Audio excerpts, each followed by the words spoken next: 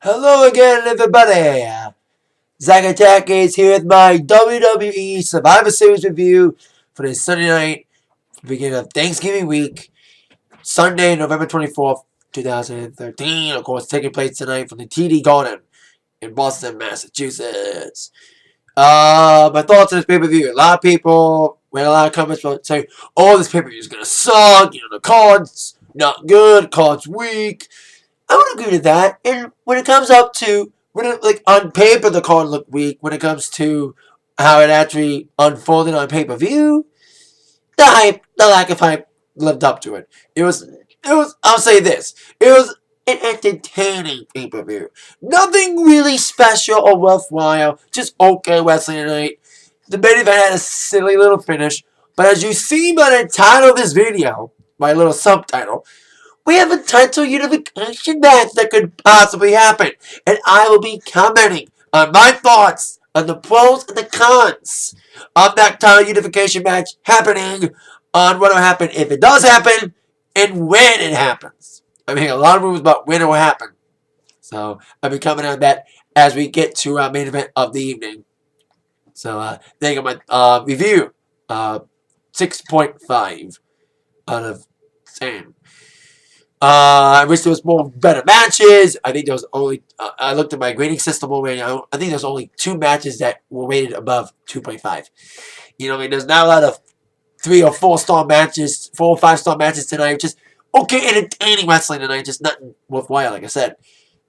You know, the lack of hype lived up to lack of hype. Let's kick off with our pre-show this evening. The Miz taking on KOFI Kingston. Speaking of lack of hype, these two only had about 6 days to prepare to face each other because of the fact that, of course, this stemmed from Miz turning heel. Or is he heel? He had a handshake with KOFI before the match, but I think he's heel. Then Miz walked out on KOFI after doing a match on Raw on Monday, and it only had a few days to hype it up. And the match itself was an okay opening for this pay-per-view when it comes to the pregame show. These two started off swiping near falls. It was like a near fall palooza for the first minute or so, like roll ups and you 1, 2 roll up, you like count to the pins or like a near fall palooza. I think they were each going for the quick victory, and even both went for the finishing moves right away. Miz went for the figure 4 right away. KOFI blocked that. KOFI went for the Trumpet Paradise. Miz blocked that. It was decent action for these guys. You know, these two have feuded many times before and have fought many times before. These two can put on a pretty decent matchup, even though there's lack of hype in the matches. But still, good action. KOFI, of course, went for his other big moves, including the SOS a few times. Even went for the boom drop. He did nail the SOS at one point for a lot of near falls. A lot of near falls in this matchup. And then once again, it was the near fall finishes that ended up being the finish. With KOFI kicking him in the face, KOFI went for a pin, but then Miz countered him in a pin of his own after another quick roll-up counter. 1, 2, 3 victory for the Miz. And it's okay opening matchup for the pay-per-view in the pregame. 2.5 out of 5. Okay opening. Decent start, not a lot of hype to it. Like all pregame matches. And it just me, or is Mick Foley's new goatee hideous? I can't believe Mick Foley's got that long-ass goatee now. You know, in the pay-per-view panel with him and Bret Hart, we got a big ovation and Booker T. Next up, the main card.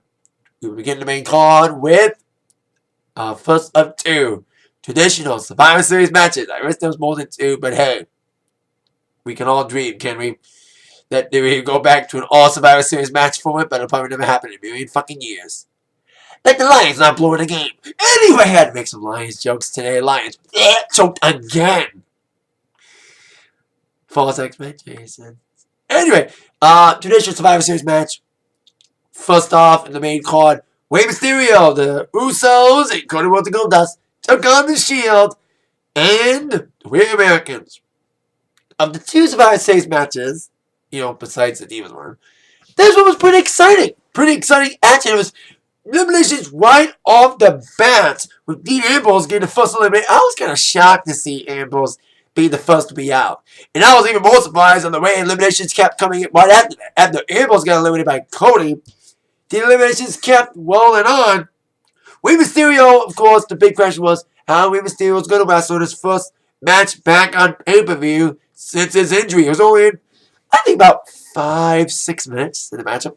But Mysterio looked very good when he first got the tag in, coming like a house of fire, delivering the 619 on Swagger. Of course, Swagger and Cesaro kept taking each other in, not anybody for the Shield, which ended up falling to 619 for Mysterio. Swagger got the big double team move from the Usos, the kicks and the splash in the 1-2-3. Swagger was out. There was already 5-on-3 to begin here. And of course, Cesaro did get the Cesaro swing. Cesaro swinging. He swung both Usos and delivered nasty uppercuts. But using his uppercut got the best of him. And just ready to uppercut Cody Rhodes. Cody Rhodes countered it to a roll-up in a 1-2-3, eliminating Cesaro. That means we were already down 2-on-5. At this point of the matchup, when it was left to Rollins and Reigns, at this point of the match, I was like, and I think a lot of people like me were probably thinking the same thing. Won't be long now until we get a whole entire team of survivors. 5, I was gonna, the numbers were in their favor. Mysterio guys, the numbers were in their favor, 5-on-2. But the Shield, this was the 1-year anniversary of their debut tonight, when they debuted at last year's Survivor Series, getting involved in the Punk RYBACK match, and the Shield proves that even being around for a year, they proved in a year that no matter what you do to the Shield, they will always come fighting back. They always find a way to come back in the sly, sneaky ways. Boy, oh boy, that's exactly what happened. As Usos and them guys were eliminated left and right, it was time for Rollins and Reigns to get their own eliminations. Specifically, tonight was the breakout night, in my mind, the breakout night for Roman Reigns tonight. Roman Reigns was dominant in making the Shield look really good tonight, eliminating everybody left and right with big spears, eliminating Usos, and everybody with the big giant spears. And of course, Rollins was eventually out after GOLDUST came in with some big moves, following a Hurricanrana pin from Mysterio. And there was a little spot in the matchup. GOLDUST did like a reverse powerbomb thingy to, I forgot who it was. It was Rollins, I think. But it was a cool little reverse little powerbomb move. Kind of like an Indian Destroyer, but not exactly. Like a 360 thing that GOLDUST did. That was kind of a cool move there. But then as Rollins was left all alone against the remaining guys, Mysterio and Uso getting out after the spear. Of course, it was down to Mysterio and Rollins, his tag team partner Reigns. And of course, despite Mysterio going for his big fly moves, he was trying to go for the 619 on Reigns as well. But Reigns landed the spear on Mysterio in the 1-2-3 victory. Sole survivor, Roman Reigns, dominant.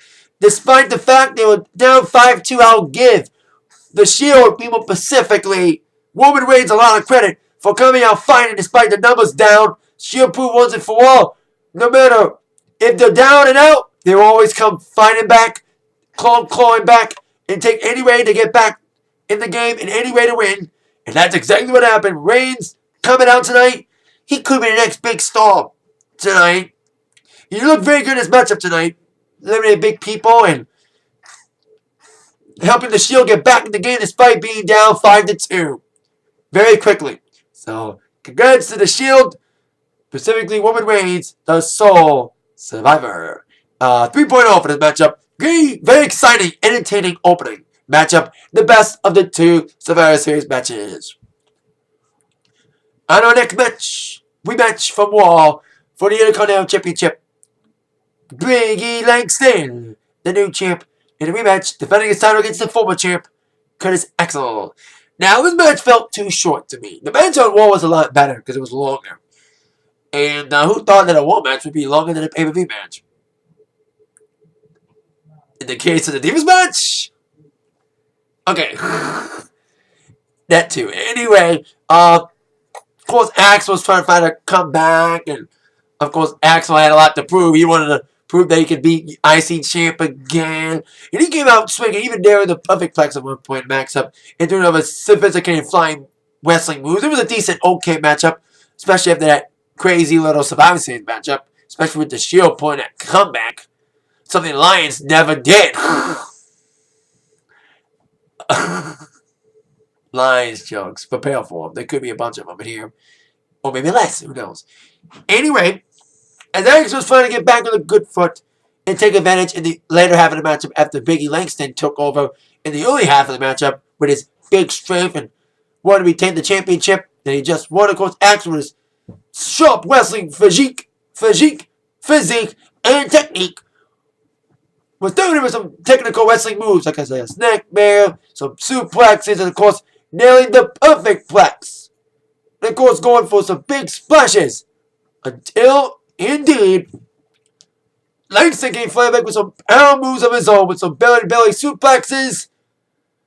And as Axel was going for a big move, a big neck breaker, Biggie countered it.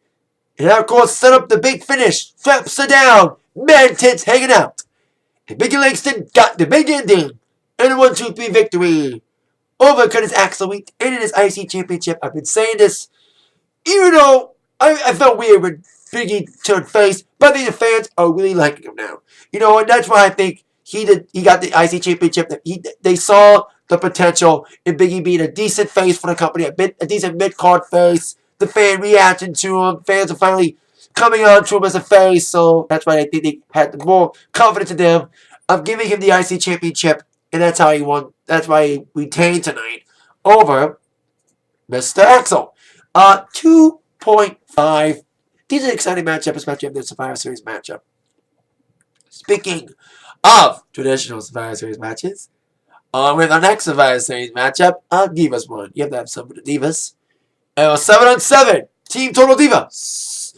Natalya, the Bellas, Fucking Dactyls, Ava Marie, and JoJo taking on True Divas, as they call themselves.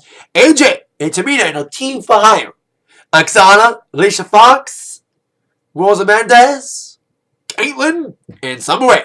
I thought Caitlyn was here, but Caitlyn's not here, as we saw in a backstage segment with AJ. Caitlyn's not here. I thought Caitlyn turned heel for whatever reason. But I don't watch SmackDown. That's why I thought she turned heel, but she didn't. Hey, I like her hair brown, though. She's still hot, though. Anyway, the Divas eliminations went pretty fast. It was like faster eliminations than the men's match. It was like elimination every 10 seconds. But unlike the men's match, where it was 5-on-2 immediately, it was kind of evenly eliminated. But like the first Survivor Series match, the eliminations came fast and furious, with Alicia Fox being the first eliminated by Naomi. And then Cameron got eliminated quick. Like I said, the eliminations were fast and furious. Typical sloppy Divas action. Even though it should have been a 3-minute matchup, and it'd be like a 6-minute match. And it came down to, well, it was kind of a controversial thing because they didn't really mention it on the show, that it came down to 2-on-2. Tamina and AJ were basically the last two on their team, and Natalya and Nikki Bella were the last two on their corner. Now, Nikki Bella was never actually eliminated, and I saw that when Natalya was in with AJ after Tamina got eliminated.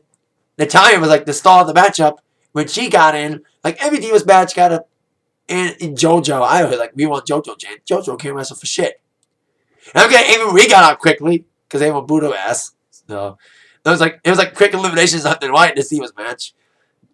You know, but it was like evenly matchup. It wasn't like 5-on-2. It was like 5-on-5 and 4-on-4. And then of course 2-on-2, then 2-on-1. Because I saw Natalya in the ring, and then Nikki got involved, and I was like, wait a minute, Nikki Bella was never really eliminated in the matchup. She wasn't eliminated.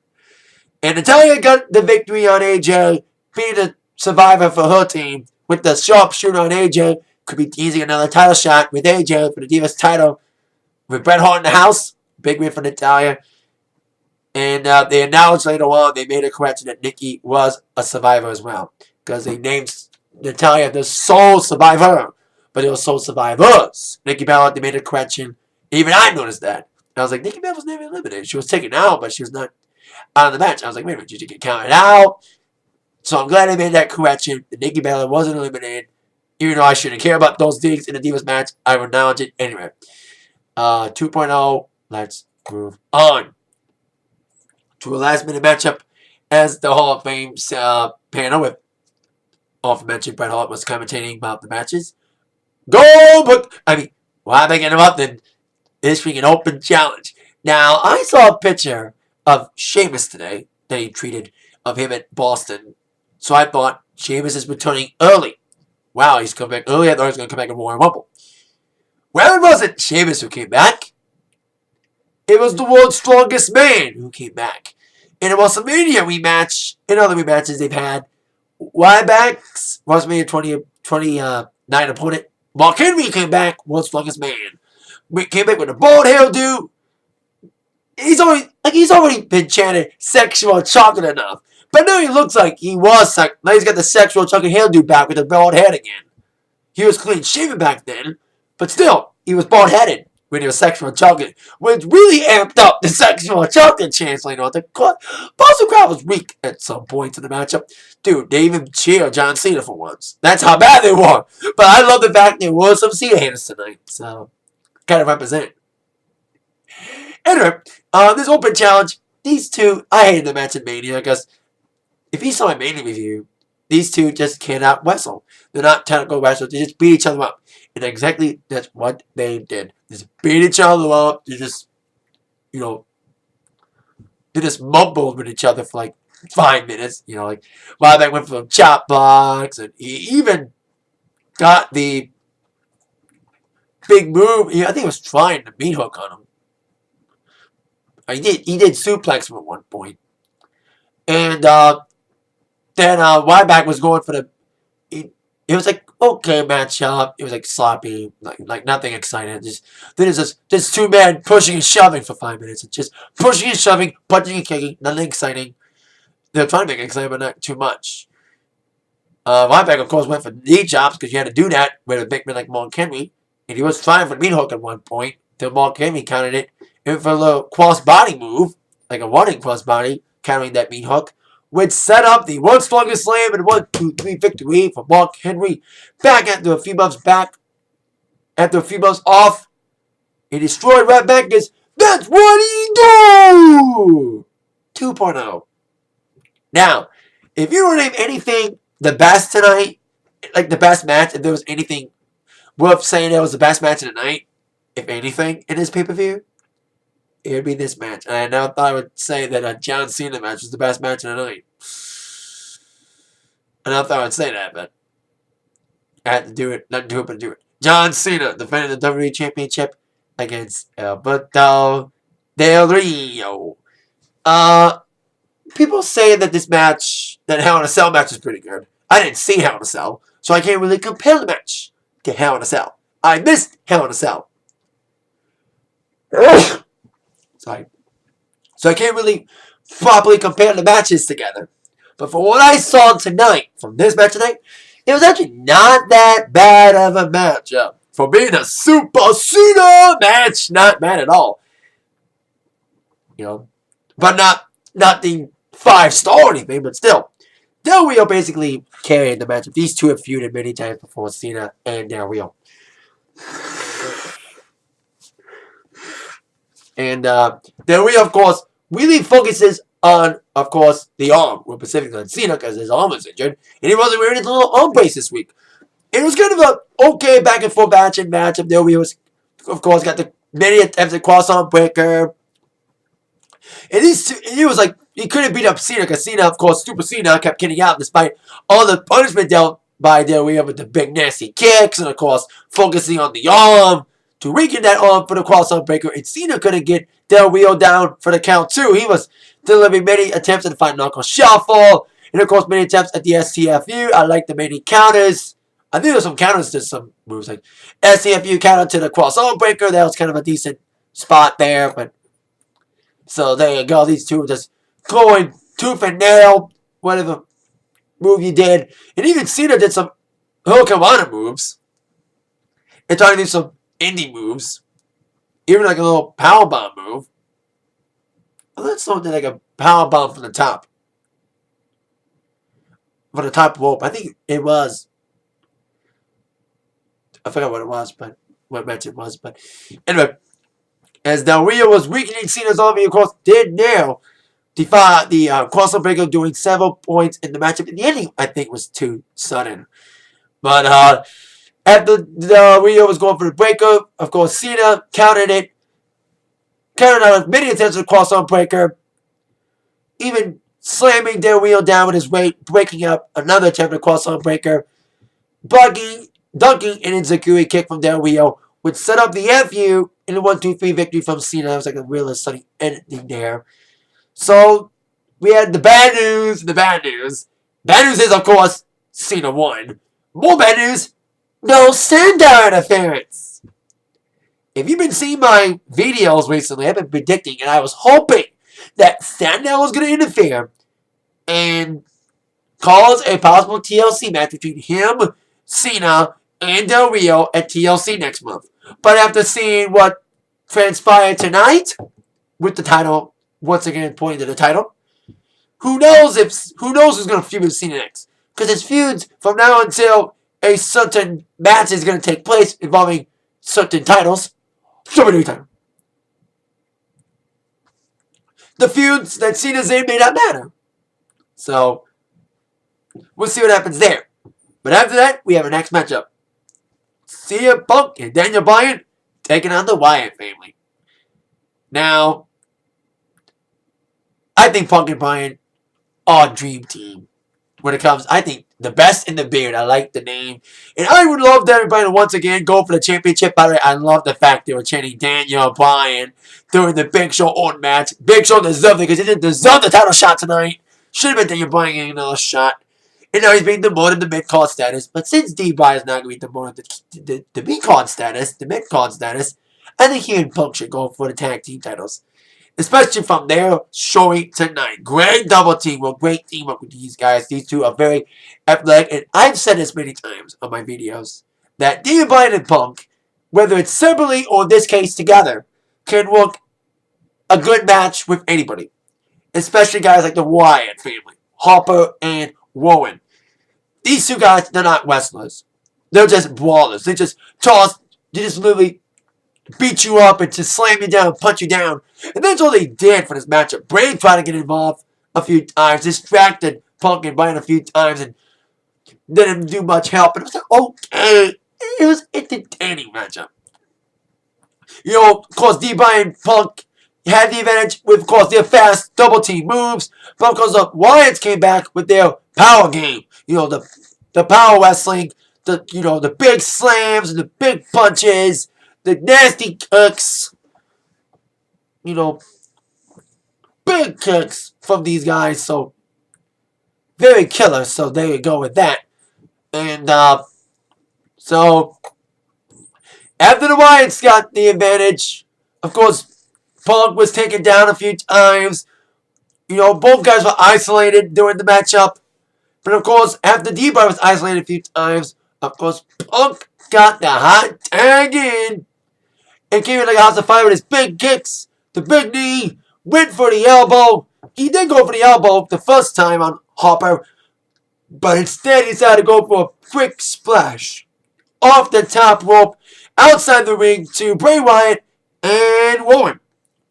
Then he did the elbow again, and he attempted it and went for it and connected it on Harper, which led towards the attempt for the GTS. So as he was going for the GTS, Rowan pulled Harper out of it, but then Bryan came in, went for a big flying knee to Rowan, which took him out, which set up another attempt at the GTS for the 1-2-3. Punk and Bryan get the victory. We also saw Bryan flying as well. There's some big flying moves as well. Of course, Air Punk as well. Air Punk and Air Goat flew tonight, and they flew to the victory tonight. And I love the Wyatts and their character. If you've also seen my videos, I've always applauded the Wyatt's characters. As wrestlers, they're not the best. They don't live up to the hype of the gimmick. You know, they're just okay performers when it comes to the ring. They're just power guys. They don't wrestle that much. They don't move a lot. They're stiff. And the slams are stiff. As stiff as Ryback slams. But still, just like the gimmick. It's like the entrance and the whole aura. And after the matchup, Punk and Bryan wanted a piece of Bray. Bray teased getting in the ring. And he just walked out. I think the Wyatt and Punk and Bryan feud is going to continue. Especially since Bray didn't get a piece of the action for himself against Punk and Bryan. 2.5 for this matchup. It was an entertaining matchup. That's all I gotta say. Especially Punk and Bryan. They carried the match. They carried the load. They are the performers. They're the athletes. They're athletes, like I said, who can perform adequately against anybody. And they proved it again tonight against the Harper and Warren, the Wyatts. So there you go. Now, main event time for the WWE Championship. Randy Orton against the Big Show. Of course, Orton was not allowed to have any interference. He had to go on to this matchup all by himself. But as we see with the screwy ending, I should have thought someone was going to. I thought Randy Orton, since he didn't beat the Big Show by himself, since he felt he couldn't beat Big Show by himself, I thought there'd be a DQ or a count out to save his title. But if you see by the ending, it was a screwy ending no matter what. It was like, what? But anyway, before we get to that, CENA confronted Orton backstage. Which, like I said, title of the video, anyway. To the match, Big Show, Orton. Of course, Big Show coming in like a freight train. Now, I've said this about Big Show before. Big Show ain't as agile as he used to be. And Orton's like a little bit of a stale wrestler. Not as stale as CENA, but stale nonetheless. And even the fans chanted boring, and I love the fact they chanted, like I said earlier, a few minutes ago, I love the fact they chanted Daniel Bryan during this matchup. Because even the fans knew that Daniel Bryan should be champion, not fucking Big Show. But I mean, I think we all know why Bryan's now not going to be champion. As we see, title of the video, Unification match, teased. Anyway. Of course, Big Show, the big chops, he was really the advantage, the weight advantage was on Big Show's side. Until over the slide, Viper Ways, Apex Predator, Legend Killer, whatever nickname he is this week, he got the big DDT, the Hangman DDT, on the top rope. He came back after Big Show, came in with his initial assault, and his bear hug move, and of course, the choke slam. But then indeed, Orton was going for the RKO. And then Big Show, after a first attempt at a choke slam, got the choke slam in another attempt. He was setting up for the knockout punch, and Orton knew that was coming. So he went out of the ring. He did a lot of running. He went out of the ring first off. But then, of course, he snuck back and got the Big Show. That's how the match started. Until Big Show's initial fury began. So after Orton ran out and avoided the knockout punch, Orton and Big Show fought outside the ring. And then pushing into the referee, Charles Robinson, slowed the referee down, tricking his knee, ordered the opportunity to beat Big Show with weapons. He ran him against the steel steps, he even tried to use a chair on him, but Big Show blocked that chair attempt and fought all the way to the barricade. Until Orton, I kind of saw this spot coming. Orton doing the Hangman DDT on top of the barricade. Bang. But after that bang from that Hangman DDT on the barricade, Big Show had a bang of his own. Bang! The knockout punch to Orton outside the ring. So referee getting back up. Orton was dead weight to that point. Big Show tossed him back into the ring for the knockout. And just when Big Show was about to pin Orton, the King of Kings music blared, and here comes Triple H, Stephanie, and Kane. With that distraction, it gave Orton enough time to recover from the knockout blow, and Big Show went into the RKO from the Orton. But Orton wasn't done yet. Big Show was in a position, and I was like, is he going to bring back the punt? That's exactly what Orton did. After the RKO, the punt to the head of Big Show. 1, 2, 3. Orton, with a little help from his friends, got the win. I think they just did it to motivate Orton to beat Big Show by himself, but they came out anyway. Triple H and Stephanie did, despite no interference. Oh, they did interfere. They distracted Big Show. But I'm glad Big Show lost, though. Because I don't want to be champion. 2.5 in this match. Just the ending. Screwy ending, though.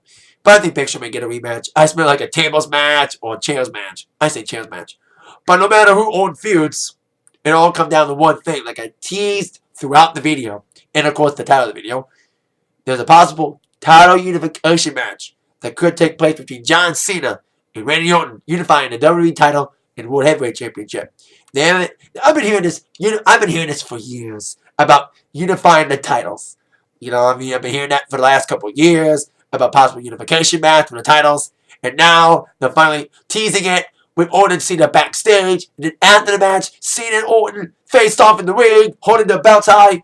Now, the ultimate. I don't think there's a lot of pros in this. I think there's more cons about this match if it happens. And specifically when it happens. The cons of this unification match happening. Of when it happens and how it'll affect everybody winning for championships. The World Heavyweight Championship, in my mind, in many people's mind, is a mid-card title. It singles trying to bring back dignity to the belt. It was kind of a secondary belt for people like Daniel Bryan to have, since they're not deemed to be WWE champion. Same with Christian. Where is Christian, by the way? Anyway, didn't win the World Heavyweight Championship would be a bad sign for people like Daniel Bryan, because the WWE Championship means you're the top guy. You know, if you unify both championships, the secondary title won't be around for people to feel like they are the big champion. Or at least the second best champion in WWE. That's what the World Heavyweight Champion is. That you are the second best champion in WWE. It's like a secondary title. It's like, they don't count down championships of the WWE. So, they get rid of the belt. Daniel Bryan's not going to have a chance for a title besides IC or Tag or US again. But, you know, we'll see in the long run how it affects it, but I don't see any good in it for now. I just think it's stupid. I like two belts. Just separate them. But unifying them, just have one all-be-all champion. It's like, it's going to affect a lot of guys. And like a lot of guys who would normally be world champion won't be champion if they're unified. That's what I'm trying to say here. And another con is when the match will happen. Now, many rumors are saying that this match could take place at WrestleMania 30. I don't want that to happen. Because people who are saying, oh, it's going to happen at WrestleMania 30. If it happens at WrestleMania 30, then the Royal Rumble match is pointless. Because, as we all know, the Royal Rumble match, the winner of the Royal Rumble match, goes on to WrestleMania to face the champion of their choice. If they win the Royal Rumble, they will be able to face the champion of their choice because both champions are going to go head to head. If the unification match happens at Mania, the Royal Rumble match will have no purpose. You know what I mean? Because if both champions would face off against each other at Mania, then the winner of the Rumble match won't get a title match. Because like I said, both champions would face off at Mania. So, I hope the title match takes place before the Rumble. Or at the Rumble. But it's like a big highlight match. They may want it for Mania. But if they have it for Mania, it's going to screw a lot of people. Because the Rumble match will be pointless. And who wins? Like, if the Rumble match does happen, and the Cena Orton match happens at Mania, then what happens to the winner of the Rumble? Instead of getting a match at Mania for the championship, since the champions are facing off at Mania, what does the winner of the Royal Rumble get? Probably nothing. We'll see what happens there. Then Sheamus may come back for nothing. We'll see what happens eventually as this whole title unification tease unfolds. That is it for my Survivor Series review for this evening. I'll see you all later with that in mind. For you've all been attacked by the review from Zach. Thank you very much for watching. Have a great rest of your Sunday night, whatever's left of it. And happy Thanksgiving week, everybody! Yeah!